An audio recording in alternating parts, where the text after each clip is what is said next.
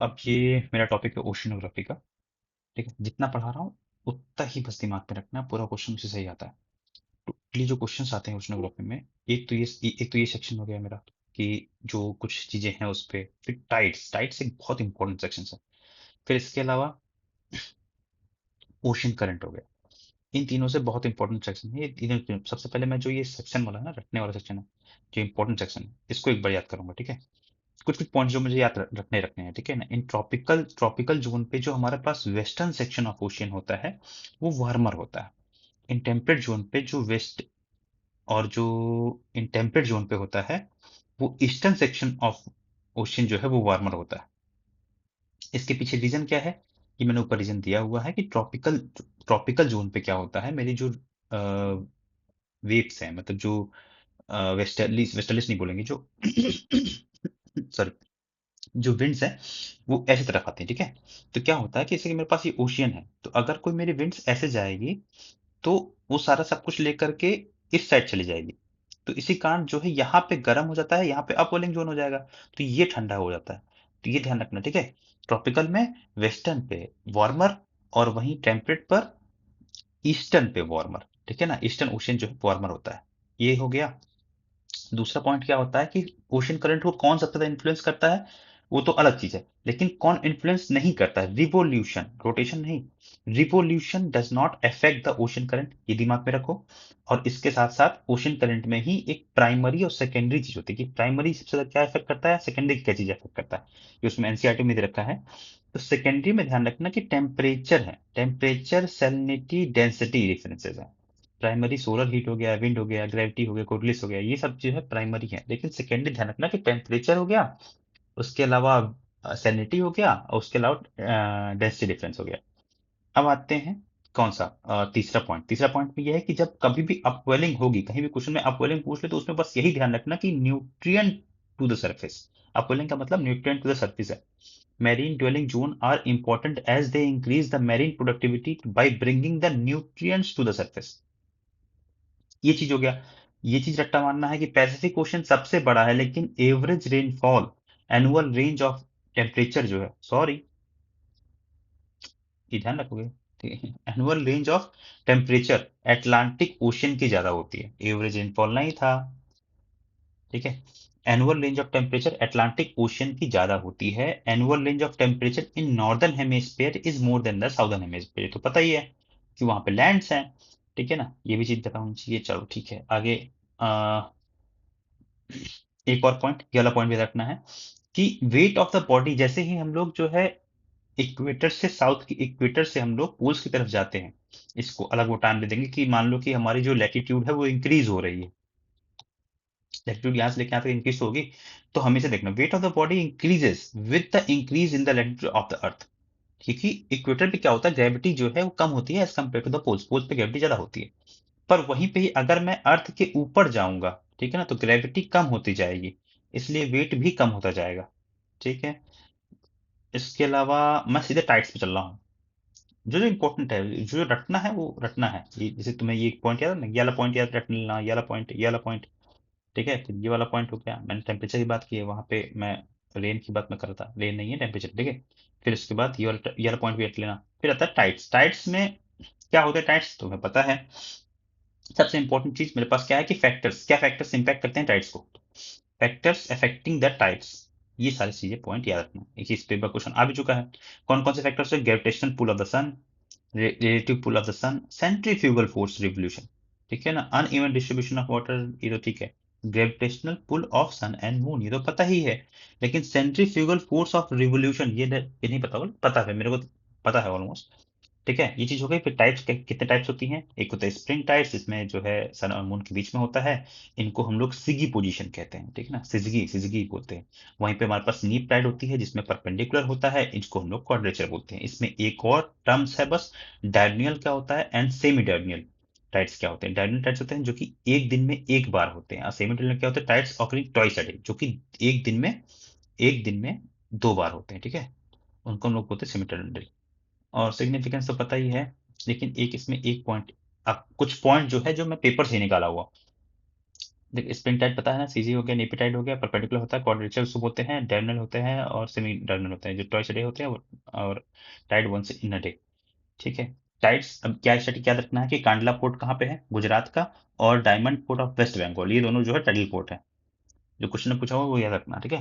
फिर इसके बाद क्या होता है, gulf with a narrow front end wider rear experience high tides, ये तो पता ही होगा तुमको, मतलब पता है ना कि नैरो होगी तो ऑब्वियसली टाइड ज्यादा होगी, गल्फ ऑफ मैक्सिको। जो पॉइंट याद रखने वाला वो ध्यान रखना कि कौन सा ये लिखा हो, हाँ अगर कहीं पे ये लिखा हो कि tide can prevent siltation in the harbours, तो इसको हमेशा राइट मानना कि वो सिल्टेशन को भी प्रिवेंट कर सकती है। फिर इसके अलावा तो छोटे छोटे पॉइंट है, tide currents take place when a gulf is connected with the open sea in a narrow channel. हाँ ये भी पॉइंट याद रखना है, ये पॉइंट इंपॉर्टेंट है कि टाइड्स तभी होगी जब कभी भी कैन टेक प्लेस, अच्छा नहीं, tidal current take place when, तभी होगा a gulf is connected with the open sea by a narrow channel.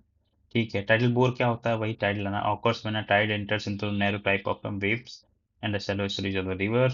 Kolkata port of an Hooghly, अच्छा ठीक है, कोलकाता जो पोर्ट है, कोलकाता पोर्ट है, मैंने बोला कि वो जो है सुटेबल नहीं है, इतना खास अच्छा पोर्ट नहीं है, क्यों नहीं है, क्योंकि tidal nature of the Hooghly, because of tidal nature of Hooghly के कारण this port is not able to prevent siltation and require constant digging that's make it less important। Kolkata port में यही होता है क्योंकि हुगली रिवर जो है ना, वो उसी कारण से जो है सिल्टेशन वहां पे जो है हो नहीं पाता है, वहां पे सही से प्रिवेंट नहीं कर पाते सिल्टेशन को, और वहां पे ड्रैग हो जाता है, मतलब हुगली रिवर जो है कॉन्स्टेंटली, अब एक तरफ मैं ये कह रहा हूँ कि टाइड्स कैन प्रिवेंट सिल्टेशन, अब मैं दूसरी तरफ ये कह रहा हूँ सिल्टेशन वो निकाल रही है। ठीक है ना, इसीलिए ये जो है लेस इंपॉर्टेंट हो जाता है। ठीक है।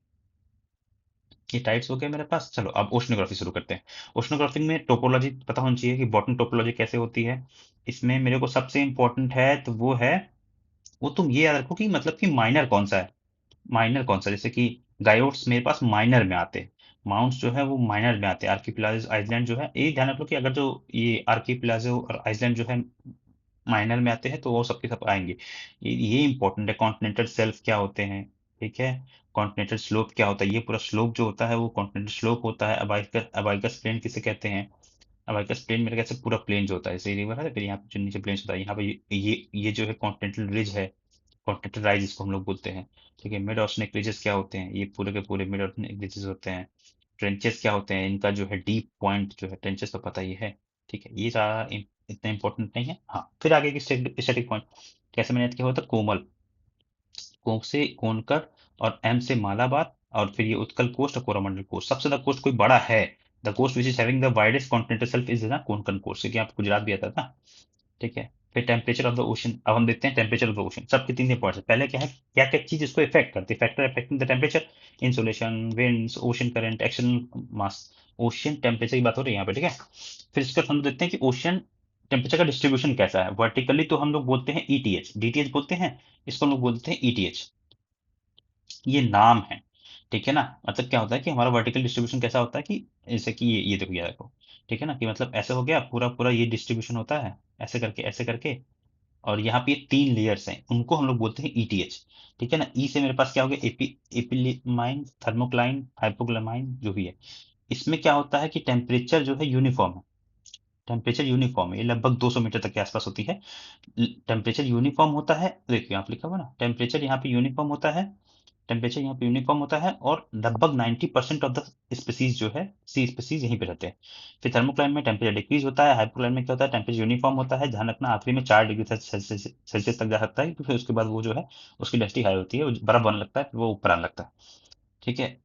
इस तरह हॉरिजॉन्टल डिस्ट्रीब्यूशन क्या होता है कि ये जो है, ये जो दिख रहा है, ये ज्यादातर जो है सिर्फ इक्वेटोरियल रीजन तक होता है, और पोल्स रीजन तक ये एकदम डिसअपीयर होता है, degree decrease gradually towards the poles. These three distinction layers visible along the tropical but along the polar region these are exist only in a single uniform layer। ठीक है, ये पता हो गया। फिर आता है एक ओशन मीन टेम्परेचर, एक बार यूपीएससी ने क्वेश्चन में पूछ लिया 2020 में कि ओशन मीन टेम्परेचर क्या होता है। ये ओशन मीन टेम्परेचर जो है वो यूज करते हैं हमारे इंडियन मेट्रोलॉजिकल डिपार्टमेंट में, कि प्रिडिक्ट करने के लिए कि इंडियन सॉइल में कितनी रेनफॉल होगी मॉनसून रीजन पे, जनवरी से लेकर मार्च तक में। ठीक है। तो क्या होता है, जो मेजर कैसे करते हैं, ocean mean temperature measures up to the depth of 26 degree Celsius isothermal, मतलब कि कितनी डेप्थ तक, जैसे कि 50 से लेकर के मतलब which is varying from the 50 to the, मतलब 50 से लेकर के 100 मीटर इन इंडियन ओशन। मतलब कि 26 डिग्री सेल्सियस जो है आइसोथर्मल टेम्परेचर कहाँ तक है। ठीक है, जैसे कि अब यहाँ से लेकर के यहाँ तक टेम्परेचर मेजर करेंगे, तो कहाँ तक जो है वो 26 डिग्री सेल्सियस जो है टेम्परेचर है। अब ये 50 से लेकर के 100 तक में वेरी करता है। उसी के बेसिस पे लोग प्रिडिक्ट करते हैं कि अच्छा इतनी रेनफॉल होगी, इतनी रेनफॉल नहीं होगी। फिर आता है सैलिनिटी। क्या होती है salinity? Dissolve oxygen in 1000 gram of sea water, measure in parts per thousand चलता है ये तुमको। Average salinity of the ocean कितनी है? 35 ppm। सोर्सेस क्या क्या होते हैं? कॉन्टिनेंट्स होता है, वॉल्केनिक इरेप्शंस होता है, इवेपोरेशंस होता है, कंपोजिशंस याद रखना है, कोडिंग ये याद रखना है, जो याद रखना है बता रहा हूँ। कल ना सू सूमा कल ना एक कल मत लिखना, ठीक है ना। कल ना सू मा का का का मैं बोलना के नहीं लिखना है तो का हो जाएगा। का पोटास निकल गया, क्लोरीन, सोडियम, सल्फर नहीं, क्या बोलते हैं इसको, सल्फर तो है, ठीक है, मैग्नीशियम, कैल्शियम, पोटेशियम। ठीक है, याद रखना। फिर फैक्टर इफेक्टिंग, कौन कौन से फैक्टर इफेक्ट करते हैं तो पता होना चाहिए। सैलिनिटी कैसे कैसे इंक्रीज होती है।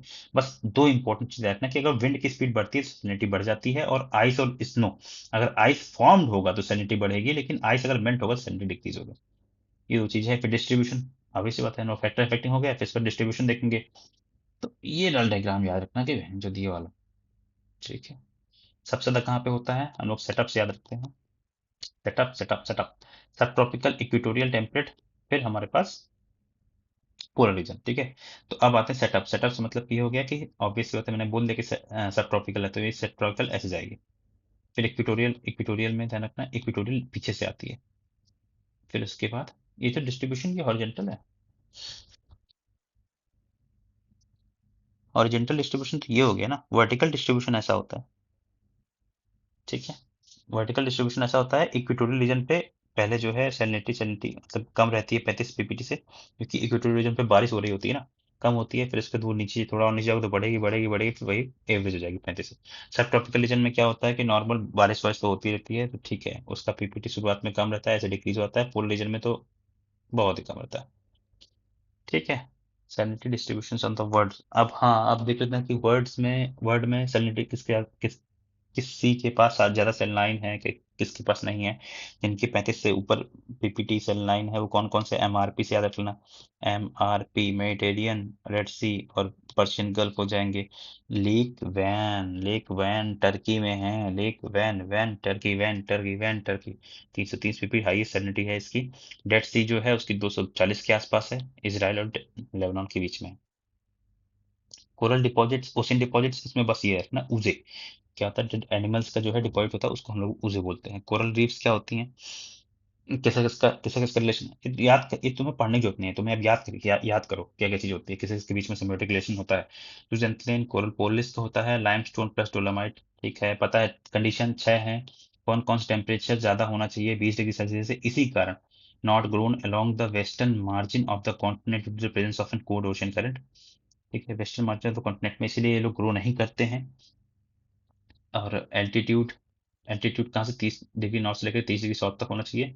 डेप्थ जो है 200 से लेकर 250 फीट तक होना चाहिए। एवरेज सैलिनिटी 35-35 पीपीटी के आसपास होना चाहिए।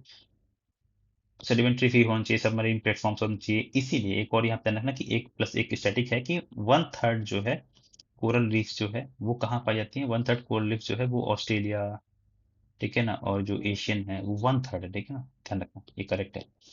ठीक है, टाइप्स। अब बताए कोरल के कई सारे टाइप्स होते हैं, जैसे फ्रिंजेस हो गया, बैरियर्स हो गया, एटॉल्स हो गया। ये 3 होते हैं। फ्रिंजेस क्या होते हैं कि मतलब तुरंत जो सरफेस के तुरंत बाद जो लगे होते हैं।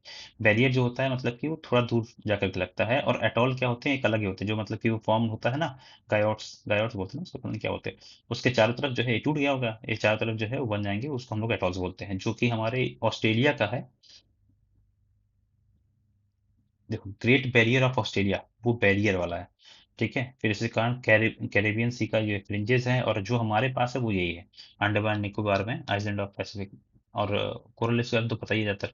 और ओशन करंट में एक बार ये बस रिवाइज कर लो, ठीक है ना। अफगानी, ठीक है ना। और तो मैंने वीडियो बना रखा है। अफगानी मतलब कि एंटीलीज हो गया, फ्लोरिडा हो गया, जी से गल्फ हो गया, एन से मेरे पास नॉर्दर्न अटलांटिक ड्रिफ्ट हो गई, आई से मेरे पास एमिंगर हो गया, ठीक है ना, सेल सी ई एल है, ठीक है ना। सी से मेरे पास सबसे पहले आता है क्या, कैनडी करंट। कैनडी करंट से मेरे पास क्या बनता है, कैनडी करंट से मेरे पास बनता है सहारा डेजर्ट, ठीक है। फिर उसके बाद क्या होता है, ई से, फिर उसके बाद एल, एल से लेब्राडोर होता है। लेब्राडोर के पास ही मतलब एक वो भी रखेंगे सी ग्रास है, लेकिन लेब्राडोर उस करंट पे नहीं आता है, ठीक है। फिर इसके बाद क्या हो गया, अफगानिस्तान में क्या है, बीएसएफ है हमारे वेस्ट बंगाल का, ठीक है। तो बी से हमारे पास ब्राजीलियन करंट होता है, ये तो एक ही होता है, ठीक है। फिर बी से फिर साउथ पोल छोड़ दो, फिर फकालैंड। एफ से मेरे पास फकालैंड है, तो फलक लैंड क्यों बोलते हैं, ताकि हम लोग पटा सकें, पटागोनिया। ओनली डिजर्ट जो है, only desert in temperate, temperate region, ठीक है। सहारा डेजर्ट है, सबसे बड़ा डेजर्ट है, पता है, ठीक है। ऐसे हो गया, फिर फलकलैंड हो गया, फिर ये एस और एफ दोनों जो है कोल्ड, कोल्ड करंट है, ठीक है। फिर डब्ल्यू और बी हो गया, वी से क्या हो गया, डब्ल्यू, डब्ल्यू से क्या हो गया, मतलब ये तो यहाँ तक हो गया। फिर डब्ल्यू और बी से, डब्ल्यू से मेरे पास क्या है कि वेस्टवर्ड ड्रिफ्ट, जो नीचे ड्रिफ्ट होती है पूरी पूरी वेस्ट वाले, और यहाँ पे मेरे पास होता है बेंगुला, ठीक है ना। बंगाल से मैंने बेंगुला याद किया था, बेंगुला से मेरे पास क्या है, बंगाल मतलब कि कलहारी, कलहारी, ममता बनर्जी जब हारी थी, कल हारी थी ना बीजेपी से, तो वही कलहारी हो गई, कलहार भी रही हैं, ठीक है ना। कलहारी डिजर्ट कहाँ कहाँ पाया जाता है, कलहारी और नमीबी डिजर्ट, ठीक है। तीन रीजन में होता है, कौन कौन सा होता है, एक नमीबिया, ठीक है ना, Namibia, south Africa, Botswana, Botswana, ठीक है। के एन ए ओ ओ सी, फिर उसके बाद हम लोग जो है किसमें पहुंचते हैं, पैसिफिक ओशन में पहुंचते हैं। फिर के एन ए और ओ ओ सी मेरे पास जानते हैं ना कि ये से मतलब कैलिफोर्निया करंट, कैलिफोर्निया करंट से मेरे पास क्या बनता है, कैलिफोर्निया करंट का मुंह होता है ना, कैलिफोर्निया का लोगों का मुंह होता है, मुहावे हो गया, मुहावे डेजर्ट में एमएससी होती है, ठीक है ना। एमएससी होती है तो एम से मोजावे होता है, और इससे भी सी से भी है, और एस मतलब ऐसे भी है कुछ भी, और सी से भी है। और फिर यहीं पे ही हमारे पास क्या आता है, ग्रेट बेसिन आता है, ग्रेट बेसिन आता है। और वहीं पे हमारे ये जो है ये सब यूएसए में पाया था, ठीक है ना। ग्रेट ऑस्ट्रियन बेसिन जो है वो ऑस्ट्रेलिया का है, ठीक है। ये मैंने पढ़ा हुआ था। फिर के से क्या हो गया, कुरिशो, मतलब जापान जो मेरे पास है ना, वहां पे जो है एक एक कुरिशो हो गया, और यहाँ पे दो करंट आते हैं ओ से, उसका नाम है ओ और ओ। फिर उसके बाद मेरे पास क्या हो गया, एन कुरिशो एन, और अलास्का, अलास्का यहाँ पे, अलास्का यहाँ पे देखना, ये नीचे नहीं मुड़ता, ठीक है ना। अलास्का, अलास्का हॉट करंट है ये अलास्का हो गया। यहाँ पे कैलिफोर्निया वाला करंट आता है, ओ सी जो है, ओ और ओ ये भी हो गया, ओ ये भी हो गया, और सी मेरे पास यहाँ पे हो गया, ठीक है। फिर ए से क्या हो गया, ऑस्ट्रेलियन करंट। नीचे हम लोग जाते हैं तो नीचे से ऑस्ट्रेलियन, हमारे पास ये बर्गर बना होता है ऑस्ट्रेलियन, ठीक है। अरे ऑस्ट्रेलिया से बनता है ना। फिर इसके बाद क्या होता है, यहाँ पे ऑस्ट्रेलियन करंट हो जाता है। फिर यहाँ पे जो है ये पेरू करंट बोलते हैं, पेरू, हम्बन टोटा, और इसी कारण से क्या होता है, अटाकामा डेजर्ट। अटाकामा डेजर्ट को हम लोग driest desert in the world बोलते हैं, ठीक है ना। चिली और पेरू में पाया जाता है, चिली एंड पेरू, इसी कारण से पेरुवियन, पेरुवियन करंट बोलते हैं उसको, और हम्बन टोटा करंट बोलते हैं, ठीक है। मोहावे हो गया, ठीक है, ये भी हो, कलहार भी हो गया, पटागोनिया डेजर्ट भी हो गया, सहारा डेजर्ट भी हो गया। हाँ, फिर अब लोग इंडियन में आते हैं, तो वो मडागास्कर हो गया, मडागास्कर की यहाँ पर है ए से, दोनों के दोनों ही जो है हॉट हॉट करंट, ठीक है ना। अब्लहास है और मोजाम्बिक है, ये क्या है, मोजाम्बिक, मोजाम्बिक, ठीक है ना। और फिर अगर हम लोग वर्ल्ड डेजर्ट की बात करें तो टकल, टकला कहाँ पे है, टकला है मेरे पास चाइना में, और साथ ही साथ में गोभी भी है, गोभी भी मेरे पास चाइना में है। फिर एक और डेजर्ट है, वो कौन सा है, वो तरक, तरक करके कुछ है यार, वो तुर्कमेनिस्तान में है। और एक गिबिलियन, गिबिलियन जो है, गिबिलियन डिजर्ट जो है, वो जो है कहाँ पे है, ऑस्ट्रेलिया में, ठीक है, ये भी याद हो गया। और इसके अलावा लार्जेस्ट स्मॉलेस्ट अगर डेजर्ट पूछे तो सबसे ज्यादा सहारा जो है वो सबसे लार्जेस्ट है। फिर इसके बाद पर्शियन डेजर्ट जो है वो जो है सेकेंड नंबर पे है। फिर उसके बाद इंडिया का तो पता ही है ना, इंडिया का कौन सा डेजर्ट है, ठीक है, बताऊंगा कि नहीं, ठीक है। और इसके अलावा तो कुछ और, हाँ, ईरान का एक डेजर्ट है, वो लुट गया, दास्ताए लुट, दास्ताए लुट, ठीक है, लुट गया, तो ये जो है मेरे पास ईरान का हो गया। मैंने वीडियो बना रखी है, एक बार देख लेना। फिर हमारे पास आता है एल नीनो, ला नीनो, ठीक है। एल से मेरे पास ध्यान रखना कि एल से है मेरे पास लौड़े, ठीक है, एल से, एल है मेरे पास लौड़े लग जाना, लौड़ी लग जाना, ठीक है, मतलब लौड़ी लग जाना मतलब कि टेम्परेचर बारिश वारिश नहीं होती है, ठीक है। देखो जो नॉर्मल मेरे पास होता है, वो नॉर्मल ऐसा ऐसा सर्कल होता है, ठीक है। फिर क्या होता है, एल निनो में क्या होता है, जस्ट ये अपोजिट होता है सर्कल। तो नॉर्मल में क्या होता है कि हमारे पास ये वाला सेक्शन हमारे पास हीट होता है, ये वाला पैसिफिक ओशियन जो है, ईस्टर्न नहीं, वेस्टर्न पैसिफिक ओशियन हीट होता है, तो यहाँ बारिश भी बढ़िया होती है, और साथ ही साथ में जो है यहाँ पे इंडिया को भी इफेक्ट बढ़िया पड़ता है, इंडियन मानसून में भी बढ़िया इफेक्ट पड़ता है। लेकिन एल नीनो केस में क्या होता है, जस्ट उल्टा हो जाता है। यहाँ ठंडा हो गया तो ऑब्वियस सी बात है, इंडिया भी यहाँ पे, इंडियन ओशन में भी दिक्कत होगी और यहाँ पे जो है बारिश कम होगी। ठीक है, ये एल नीनो हो गया। अब मोडोकी, मोडोकी मतलब ये है कि बस बीच में टूट जाना, बीच में टूट जाना, और कोई दिक्कत वाली बात नहीं होती। ये वाले क्वेश्चन देख लो। ठीक है, अब फिर हाँ एक और चीज भी है, इंडियन ओशन डायपोल्स क्या होते हैं, आईओडी, पॉजिटिव, पॉजिटिव होता है इंडियन ओशन डायपोल। यहाँ पे एक बस क्वेश्चन है, and IOD phenomena is characterised by the difference in the sea surface temperature between the tropical western Indian ocean and the tropical eastern Pacific ocean. यहाँ पे eastern Indian ocean है, ठीक है ना, इंडियन ओशियन पे ही हम देखते हैं सरफेस टेम्परेचर और इसके बीच का टेम्परेचर होता है। आईओडी पॉजिटिव मतलब पास, पॉजिटिव आईओडी मतलब कि वो हमारे लिए बढ़िया है। ठीक है, इन्फ्लुएंस कर सकता है, तो ऑब्वियस सी बात है बी आंसर हो जाएगा इसका। ओके, बस हाँ एक वो चीज बचा हुआ है, यूएन क्लॉज वाला, अभी उसको करते हैं, एक मिनट को। हाँ, तो यूएन क्लॉज, ठीक है। तो यूएन क्लॉज तो पता ही है कि United Nations Convention on the law of the sea. और सबसे पहले डायग्राम, भाई बहुत ज्यादा भूल जाता है बहनचोद, कौन कौन सा इसका क्या है, टेरिटोरियल एरिया कौन सा है। ठीक है, फिर उसके बाद कॉन्टिनेंट, वो कॉन्टीजियस जोन कौन सा है। और फिर एक्सक्लूसिव इकोनॉमिक जोन तो पता रहता है, एक्सक्लूसिव इकोनॉमिक जोन तो पता है कि वो 200 नॉटिकल माइल्स तक होता है। और बार बार ये चीज भूल जाते हैं कि बेस लाइन से होता है, ये डायग्राम एकदम याद रखो, एकदम भूल जाता है। Base line, base line, base line याद रखो, बेस लाइन हो गया। फिर ये 200 नॉटिकल माइल्स तक हो जाएगा exclusive economic zone. Base line से 12 किलोमीटर, 12 नॉटिकल माइल टेरिटोरियल, सबसे पहले टेरिटरी आती है ना, तो इसलिए टेरिटोरियल, टेरिटोरियल सी बोल देना। फिर उसके बाद 12 जो होएगा वो मेरे पास हो जाएगा कॉन्टिजीनियस जोन। ठीक है ना, ये चीज हो गई। अब यहाँ पे क्या होता है, ये बेस लाइन कौन डिसाइड करता है, बाय गवर्नमेंट। ठीक है ना, according to the guidelines provide by the UN clause. ये बेस लाइन कौन डिसाइड करेगा कि मतलब कहाँ पे जमीन है कहाँ पे नहीं है, वो गवर्नमेंट डिसाइड करेगी। लैंड को डिसाइड करती है स्टेट। यहाँ पे जब तक ये जो बेस लाइन से पहले लगी, लैंड को डिसाइड करती है state. Where as inside the land के केस में, मतलब कि पूरे जैसे इंडिया है, कहीं भी साइड द लैंड है केस में, डिपेंड करता है कि मेजर मिनरल है तो सेंटर के पास जाता है, माइनर मिनरल है तो स्टेट्स के पास जाता है। वो तुम्हें पता है मेजर और माइनर के मिनरल के बीच में डिफरेंस।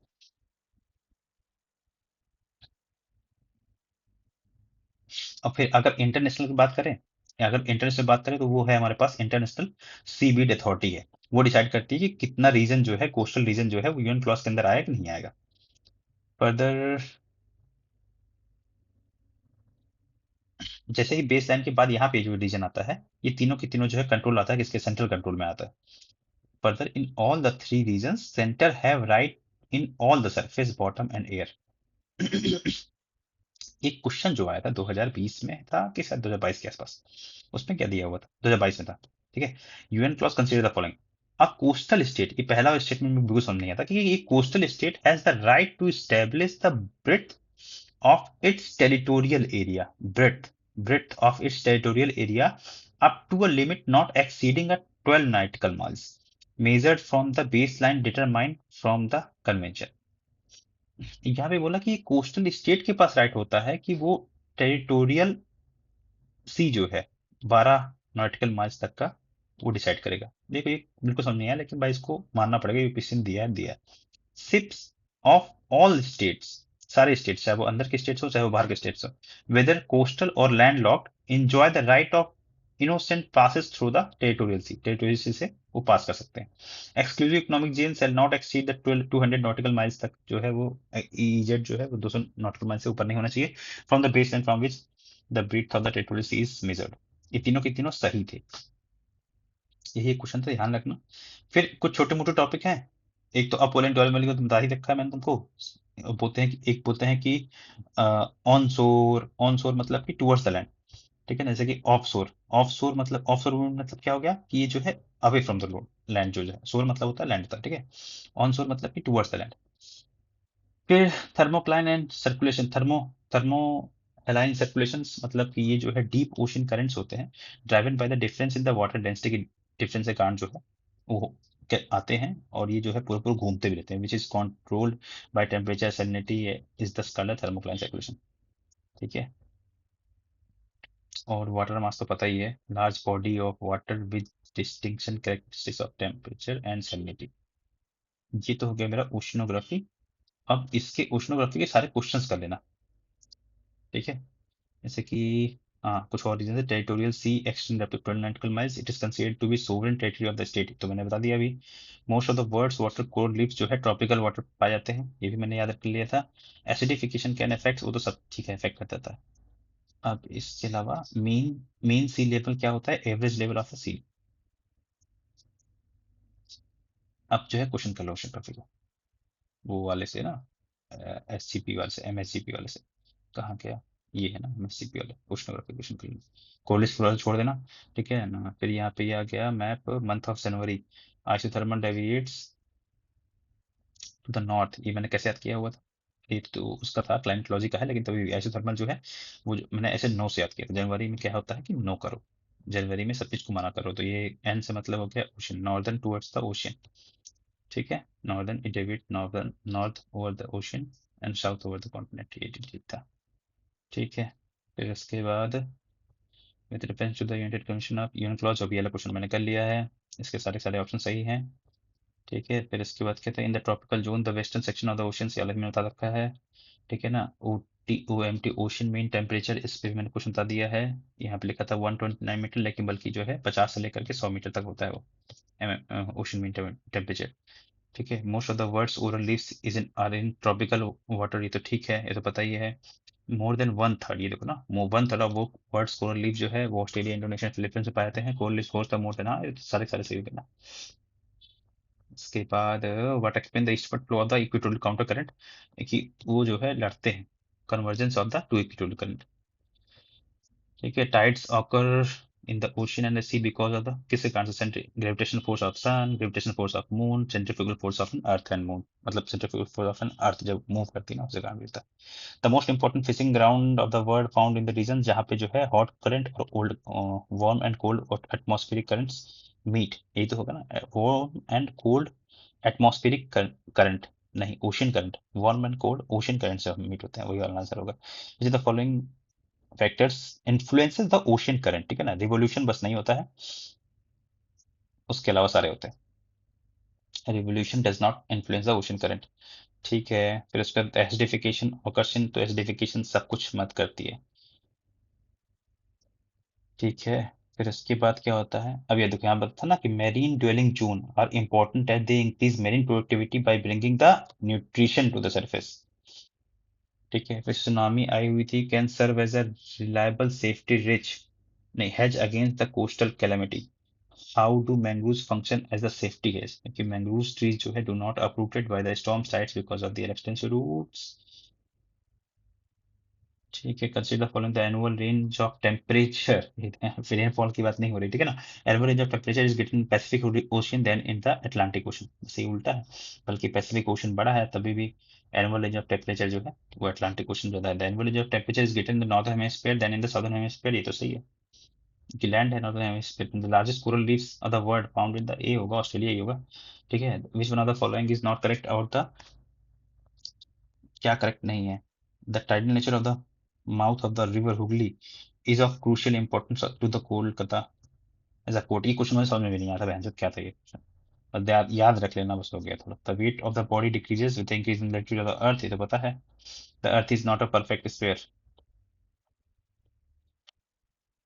ये भी तो सही है भाई, अर्थ अर्थ जो है परफेक्ट स्फीयर नहीं है, ये तो गलत हो जाएगा पहला ऑप्शन, ठीक है। Consider the ocean current slow movement, ये सब के सब सही है, ठीक है। ड्यूरिंग नीप टाइड्स, ये सब पता होना चाहिए, neap tide, high tide, low tide, tide prevent siltation, ठीक है। फिर ये जो है यहाँ पे दो पोर्ट्स थे, डायमंड और कंडल, और diamond port of an, diamond port किसका है, डायमंड पोर्ट यहाँ पे ना, कहाँ गया, गुजरात पोर्ट का, ये तो हो गया कनल पोर्ट हो गया गुजरात का। कलकत्ता पोर्ट हुगली पर, हुगली में वो तो टाइडल पोर्ट नहीं है, वो डायमंड पोर्ट कहलाते हैं उसको, ठीक है, ठीक है। विद द टेरिटोरियल्स, ठीक है ठीक है ठीक है, ये भी क्वेश्चन पता होना चाहिए। Which the following is the highest tide, ocean tide कहाँ पे होगा, ठीक है। Which the following responsible for change in the regulation direction of ocean current, monsoon drift, Indian ocean में क्या था, मॉनसून ड्रिफ्ट का कारण होता है, ठीक है। ये थोड़ा याद कर लो कि the division along the Indian coast region indicates, क्या ये इंडिकेट्स करता है, अंडर वाटर रिलीफ कॉन्टूर्स, ठीक है। नीप टाइड, ये तो सब पता ही है। Continuous shelf surround the Indian Ocean coast is widest Konkan coast में। ठीक है, अफगानी शेल which are the following cold current, ये तो पता ही होगा, अफगानी शेल, ठीक है ना। मेरी ये भी मैंने कर लिया था, ये भी हो चुका है। बस, ओके, थैंक यू।